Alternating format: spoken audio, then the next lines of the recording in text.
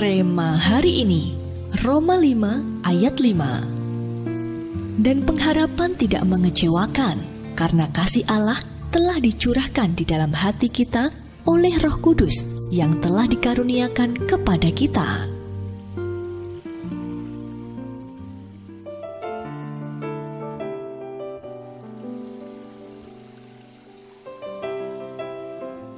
Investasi adalah kegiatan menanamkan modal untuk mendapatkan keuntungan di kemudian hari.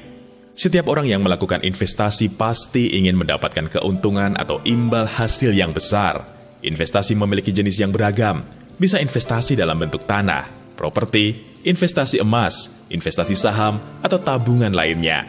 Tingkat risikonya pun bermacam-macam.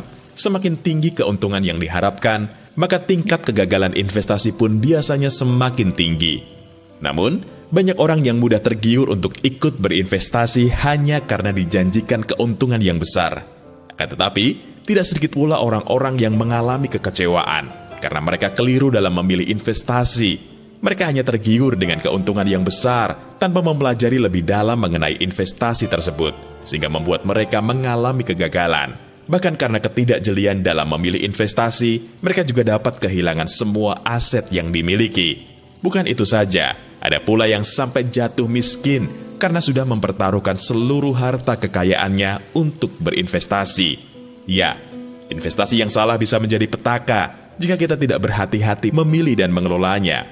Namun, ada satu investasi yang tidak akan pernah mengecewakan, yaitu menginvestasikan hidup kita untuk Tuhan.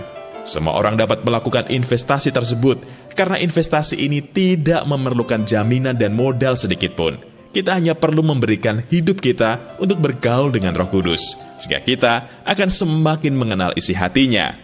Investasi manusia di dunia memberikan dua pilihan, antara keuntungan yang besar atau kegagalan. Namun menginvestasikan hidup, waktu, tenaga, dan pikiran kita untuk mengenal pribadi Roh Kudus memberikan satu pilihan yang pasti, yaitu hidup yang penuh kemenangan.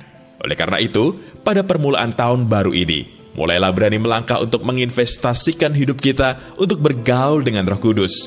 Dia yang akan senantiasa menuntun dan menyertai setiap langkah kita, sehingga banyak perkara-perkara besar yang akan kita lakukan bersamanya. Apakah Anda sudah menginvestasikan hidup Anda untuk bergaul dengan Roh Kudus selama ini? Mengapa demikian?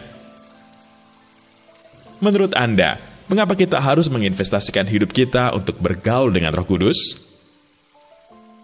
Apa saja yang akan Anda lakukan sebagai bentuk investasi hidup Anda kepada Tuhan?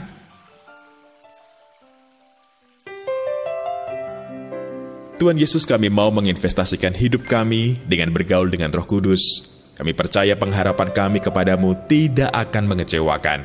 Kami mau jatuh cinta denganmu, Roh Kudus. Di dalam nama Tuhan Yesus, kami berdoa. Amin.